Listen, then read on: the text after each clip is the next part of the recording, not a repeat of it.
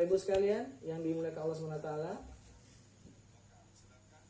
ini udah lama nggak ngezoom jadinya kayak gini nih, banyak banyak kesalahan teknis ya. Aduh, kelamaan libur saya ini. Baik, teman-teman Bapak Ibu sekalian, 2026, nah kita juga ada program training Quran at Work Initiative. Ini pelatihan Al-Quran khusus untuk para karyawan yang ada di perusahaan. Dan yang spesial sejak 2025 dan 2026 ini akan kembali momen yang paling spesial, yaitu program Immersive Spiritual Training, yaitu training Soulful Quran. Apa itu training Soulful Quran? Nanti kita ceritain ya. Mungkin ada yang udah pernah ikutan di batch pertama, tapi pengen tahu selama setahun ini kita tuh programnya ada upgrading apa. Jadi selama 1 tahun ini memang saya sengaja mencari, menggali, mengevaluasi program di batch pertama. Jadi Soulful Quran tuh baru setahun sekali, ayah bunda. Ramadan kemarin dan Ramadan nanti insya Allah. Nah ini banyak sekali materi-materi yang kita upgrade di batch kedua ini. Nah, nanti kita cerita bareng-bareng ya. Nah, baik, semua ini, semua program dan karya dakwah yang memang saya dedikasikan diri saya dan istri saya untuk umat ini, untuk bangsa ini, alhamdulillah sejak 2019 sampai 2026 ini, ya semua itu berkat dari support para guru kita juga. Saya belajar ke sana kemari. Itu yang paling kanan dari Bapak Ibu ya mungkin, itu ada guru pesantren saya kanan kiri itu ya. Ada Pak Ari Ginanjar juga ngajarin saya gimana cara mengemas sebuah konsep training dengan pendekatan visualisasi, auditori, kinestetik ya. Itu saya belajar sama Pak Ari Ginanjar.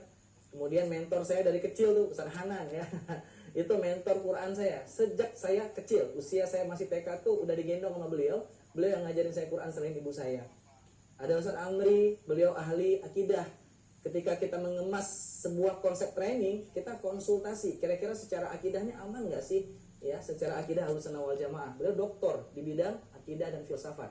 Nah, ada Syekh Hazin, pemegang sanad 10 qiraat. Nah, saya talaki Quran, talaki bacaan tahsin ke beliau itu. Ya, ada Pak Jamil Azaini mengajarkan bagaimana spiritual leader ngebangun tim walaupun timnya masih kecil gitu ya. Ada Ustaz Felix. Nah, saya diskusi sama Ustaz Felix tentang musik sufi. Kenapa musik sufi itu seperti nai itu digunakan di zaman Sultan Al-Fatih dulu? Ternyata itu sebuah alat untuk meditasi. Nah, sehingga kalau Anda hadir di training Soulful Quran, itu akan disajikan dengan musik sufi sebagai musik meditasi. Selain ada Qurannya, Quran nggak akan kita campur sama musik, tapi memang ada bagian-bagian refleksi yang kita tambahkan musik-musik sufi. Nah, ada Kang Hari Firmansyah, siapa yang gak kenal beliau ya? Masya Allah, Kang Prima paling kenal sama beliau. Kang Hari Firmansyah, beliau trainer juga, dan beliau ngajarin saya bagaimana menyusun modul. Ada Coach Ading juga yang baru-baru ini membantu saya menyusun modul training itu supaya lebih impactful, lebih bermanfaat tentunya, terutama untuk profesional dan corporate ya.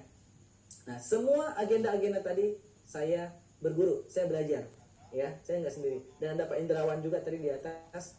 Nah, beliau juga mengajarkan saya framework bagaimana cara menyusun modul itu supaya benar-benar nyampe gitu ya, sesuai dengan kebutuhan kebutuhan audiensnya, kebutuhan pesertanya. Nah, alhamdulillah dari guru-guru ini, alhamdulillah kita banyak sekali klien-klien kita yang kita bantu dari corporate, dari pemerintahan, dan insya Allah tanggal 12 Januari nanti juga saya hadir di Kementerian Keuangan buat ngisi sharing Al-Quran di sana. Ya, banyak sekali dari usaha juga, kemudian kampus, bahkan sampai ke masjid-masjid juga saya hadir untuk mensyiarkan lantunan Al-Quran. Nah, ada apa di tahun 2026 ini? Ada apa di tahun 2026 ini? Bapak Ibu sekalian, saya ingin cerita sedikit. 2025, kemudian 1 bulan di 2026, penghujung 2025 dan awal 2026 ini, saya melakukan sebuah transformasi dakwah.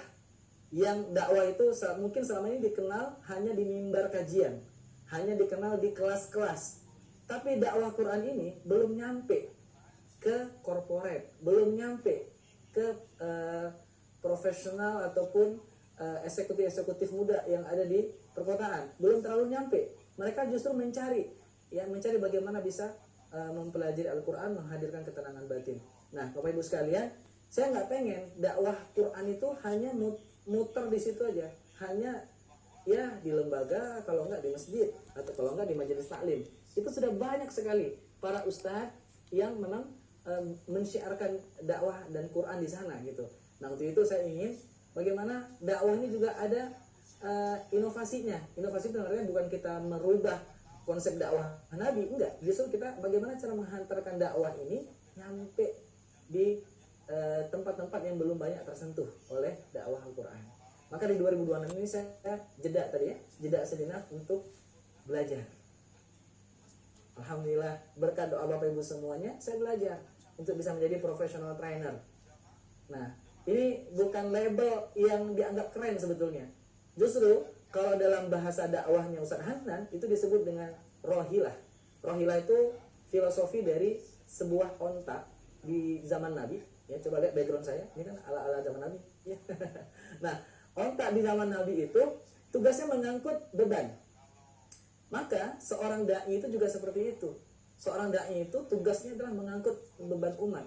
Bagaimana kita bisa menyelesaikan masalah umat, bukan hanya masalah diri kita, bukan hanya masalah keluarga kita, tapi juga kita bisa menyelesaikan masalah di negeri kita, masalah bangsa kita.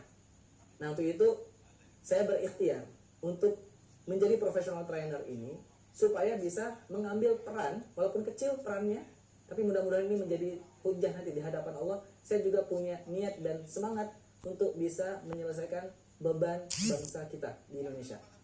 Nah, ini perjuangan saya Bapak Ibu kemarin akhir tahun dan awal tahun. Kita susun modul ya. Kemudian saya di mentoring dan itu Masya Allah bikin modulnya udah kayak nyusun disertasi mungkin bagi bapak-bapak ibu-ibu yang pernah bikin tesis atau disertasi ya. Ini sama. Kita harus riset dulu, baca buku, baca jurnal, kemudian kita menggali lagi informasi-informasi ya, kemudian melakukan user testing, user input test dan seterusnya. Kita lakukan banyak hal sekali untuk menyelesaikan satu masalah. Hanya untuk menyelesaikan satu masalah. Nah, ini saya dibimbing nih, pakai kanvas, kemudian sampai saya itu diberikan apresiasi, dipeluk oleh coach saya. Ada 3 orang nih. Jadi saya murid 1, gurunya 3 nih. Ada Pak Indrawan, beliau yang mengajarkan metodenya. Kemudian ada Coach Andra mengajarkan public speaking, storytelling. Ada Pak Ading. Pak Ading ini memang membantu saya untuk menyusun modul sampai jadi gitu ya. Nah, sampai launching. Nah, itu foto yang di bawah itu launching, Pak. Launching modul yang nanti insya Allah modul itu akan kita yang akan kita syiarkan, akan kita ajarkan di kelas-kelas corporate. Nah, alhamdulillah kemarin di Januari, 14 Januari dengan izin Allah saya mendapatkan professional trainer ya dari program Tempa. Nah, Tempa itu apa Ustaz?